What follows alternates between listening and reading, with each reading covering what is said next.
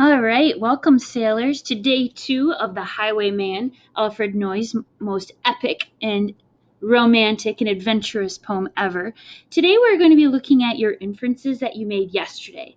As you read, you got an image in your mind, you visualized what the text said, and then you went deeper. You made an aha. You had a light bulb, big idea realization that wasn't explicitly stated in the text, and that's reading deeper. That's an inference. So we'd love to review those inferences, those little notes that you made yesterday, your sketch notes. So you're going to grab those and then also pull up your copy of the poem from Google Classroom. So your notes on paper and then your copy of the poem. We'll see you in a second. Teachers, you can pause. Okay, so today's learning target is about making inferences, and then we're going to go a little bit deeper. We're going to look at the overall plot of this poem and the story, how it unfolds, and then identify the theme. And so let's begin with our guy, the Highwayman. So I have a little sketch up here that I did last year with my students, and let's see what the text says.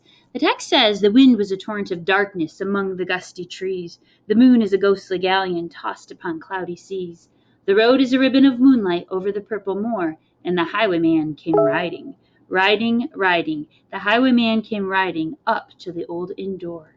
He had a French cocked hat on his forehead, a bunch of lace at his chin, a coat of claret velvet, and breeches of brown doeskin.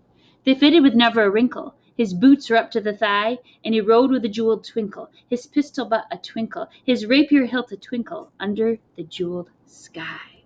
So what do we get about this guy? The text says that he's got what kind of jacket? Well, it's velvet. What color? It's claret red. What are his pants like? They are made of doeskin. So he's got the leather pants, the tall boots, and the lace collar. Be still my beating heart. Ow, ow. Okay?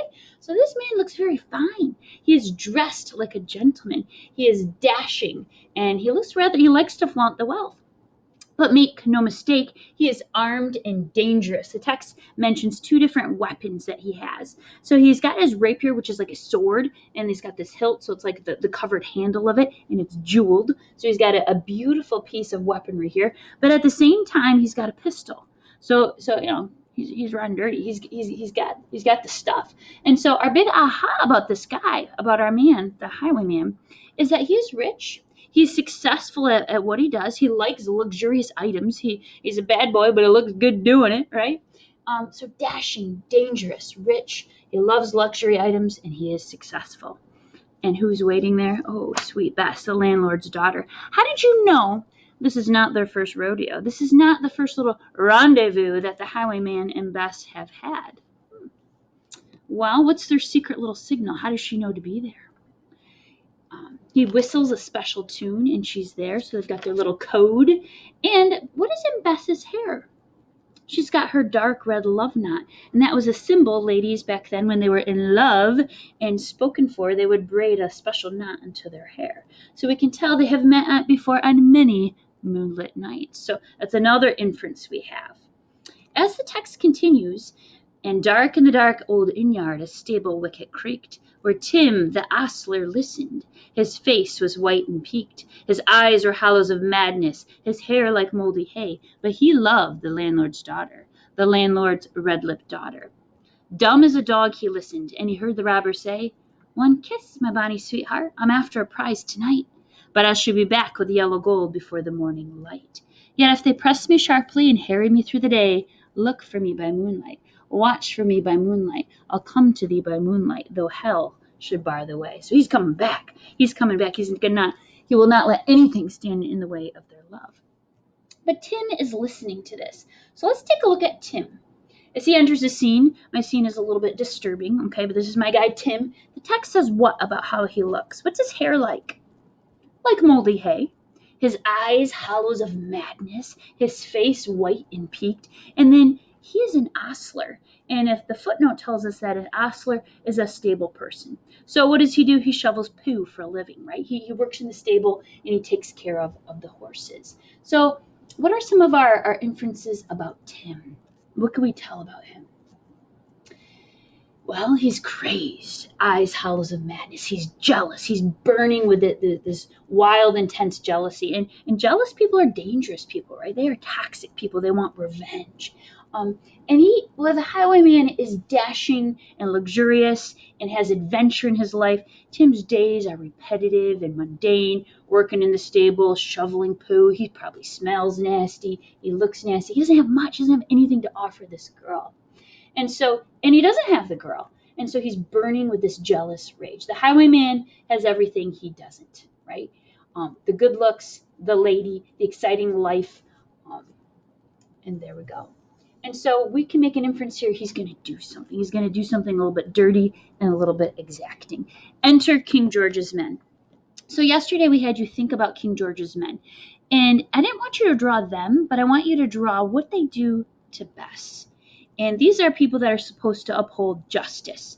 They are people with power and are supposed to wield that power in a humane way to uphold peace and civil structure in our society. Is that what we see here? No, King George's men come marching up to the old inn door. They said no word to the landlord. They drank his ale instead. They gagged his daughter and bound her to the foot of her narrow bed. Two of them knelt at her casement with muskets at their side. There was death at every window and hell at one dark window, for Bess could see through her casement the road that he would ride. They tied her up to attention with many a sniggering jest. They bound a musket beside her with the muzzle beneath her breast. Now keep good watch, and they kissed her. She heard the Dew-man say, "Look for me by moonlight, watch for me by moonlight, I'll come to thee by moonlight." Why are they making her watch? Why have they tied her up facing the window? Because he's coming.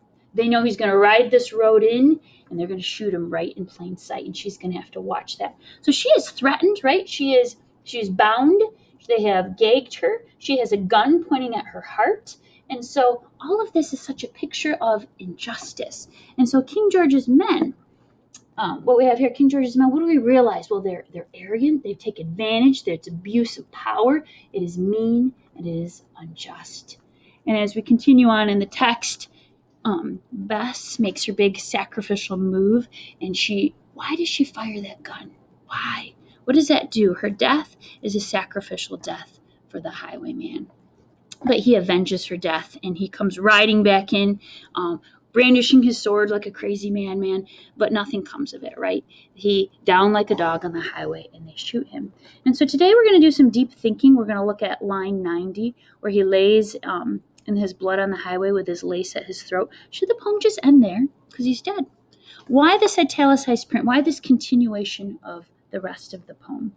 So we're going to look at, now that we've done some inferencing, we're going to look at symbolism, the color red. We're going to look at the plot, and we're going to look at some themes, okay? So next thing, I'm going to stop my video, and I want teachers to play the link. You get to watch the movie, a little clip of the Highwayman come to life. Thank you.